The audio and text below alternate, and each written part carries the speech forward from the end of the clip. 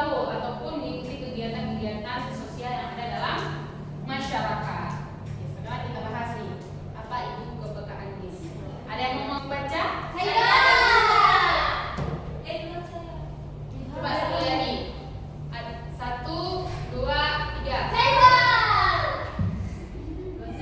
Karena suaranya besar Saiba betul ya. Oke, silakan Saiba. Apa itu kepekaan diri?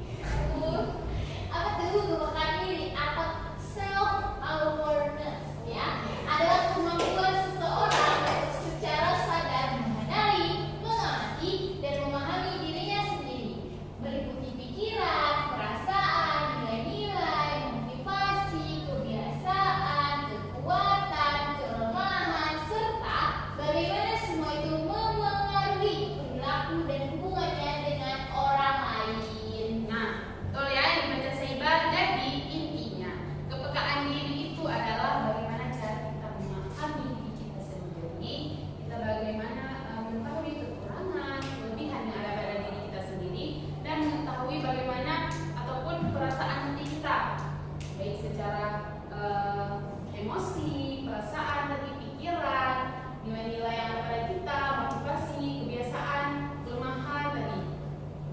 Sehingga kalau misalnya ada permasalahan yang ada pada diri kita, sehingga kita mampu untuk menyelesaikannya dengan mudah, karena kita sudah memahami diri kita dengan seksama, dengan keseluruhannya. Karena kalau memang kita memahami diri kita, jadi kita nggak tahu di mana kekurangan kita, di mana kelebihan kita. Masa kita sama diri sendiri aja nggak kenal, apalagi dengan orang lain kan? Ya, Maka sebelum mengenal ataupun memahami orang lain, terlebih dahulu kita harus memahami diri Diri sendiri. Oke. Anak-anak itu udah memahami nggak diri sendirinya secara penuh?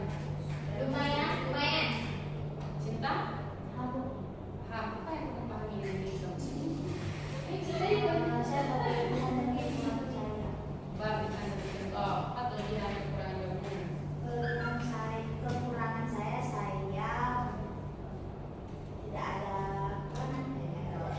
kekurangan. Serius Kekurangan tidak? saya itu saya menerima kelebihan saya bisa konsisten. Terus ya, jadi dia mengetahui di mana kekurangan dan kelebihannya, dan juga dengan mengetahui hal tersebut dia tahu ataupun cara mengatasinya gimana kalau dia sering lupa. Itu teman-teman. Oke, selanjutnya ada jenis-jenis kepekaan diri. Yang pertama kepekaan diri internal, yaitu memahami tentang emosi batin diri kita ataupun perasaan hati kita. Misalnya kita lagi gundah nih, kenapa ya gundah tiba-tiba?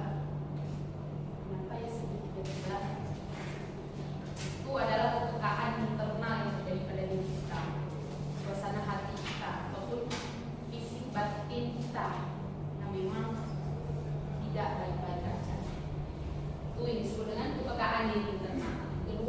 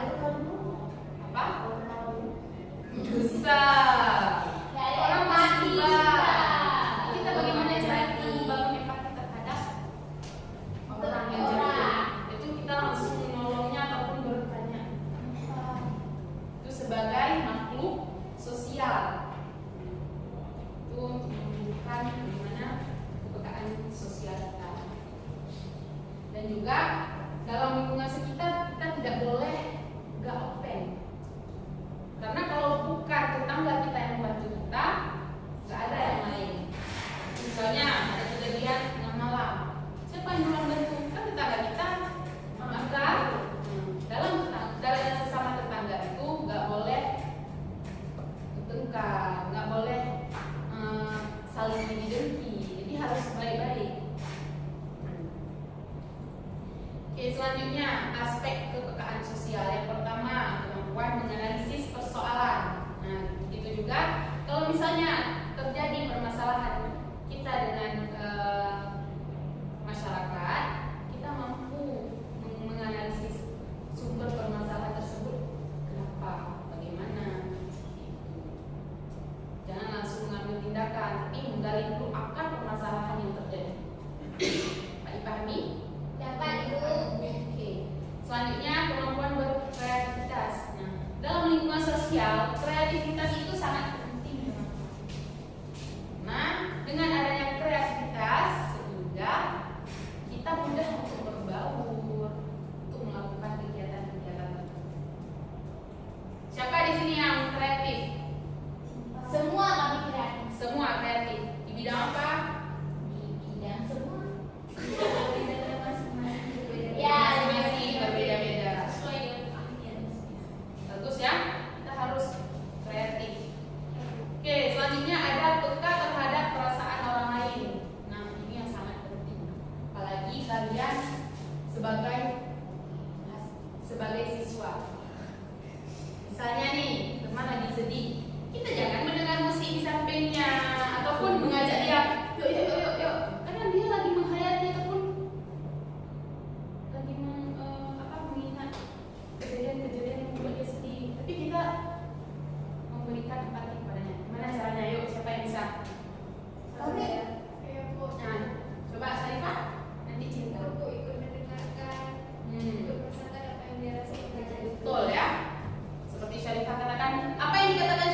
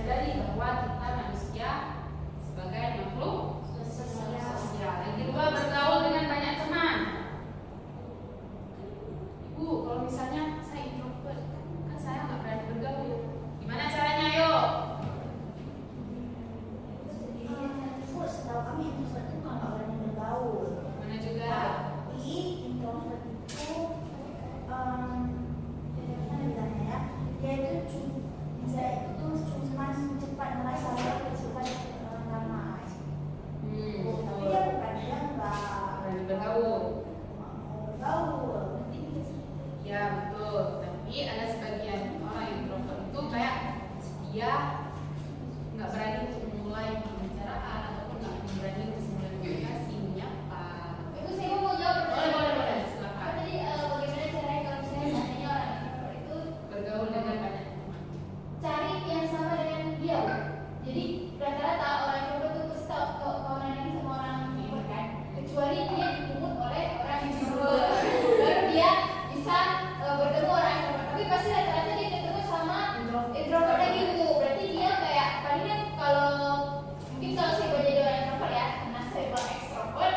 Kalau saya mau jadi orang introvert, saya bakal lihat kayak misalnya dari hari dia, saya bakal kawanin dia gitu. Biar dia mau menyampaikan ataupun mau berbagi cerita karena sama dengan dia introvert ya. Oke, selanjutnya memperbaiki cara berbicara. Nah, ini sangat penting teman-teman dalam menumbuhkan kepekaan sosial. Kita jangan berbicara seenaknya dengan orang-orang, apalagi dengan orang yang belum kita kenal. Jangan juga so asik. Tapi kita harus memperhatikan bagaimana alur pembicaraan kita ataupun cara kita berkomunikasi dengan baik. Oke, selanjutnya terlibat dalam kegiatan sosial. Kita juga nggak boleh kayak mengurungkan diri. Misalnya di menasah ataupun di masjid ada kegiatan halal bihalal ataupun kegiatan MTQ sekampung. Kita usahain untuk hadir, untuk menyiapkan pentas ataupun segala macam. Usahakan untuk berbaur dan juga dalam kegiatan sosial. Dan juga seperti gotong royong ya. Oke, yang terakhir mengembangkan empati. Kalau misalnya kita nih susah untuk memahami perasaan orang lain ataupun berempati terhadap orang lain, kita mencari cara bagaimana cara mengembangkan empati terhadap orang lain. Misalnya bisa di tes di rumah ataupun dengan bisa baca ataupun dengan menonton video yang ada. Oke, sampai sini paham bagaimana cara menumbuhkan kepekaan sosial? Oke, yang terakhir ada faktor penyebab kepekaan sosial. Yang pertama ada bystander, ada atribusi, ada model, sifat hati dan suasana. Coba pilih di antara berlima nih, apa yang mau? Bystander. Oke, bystander ini kayak misalnya ada orang yang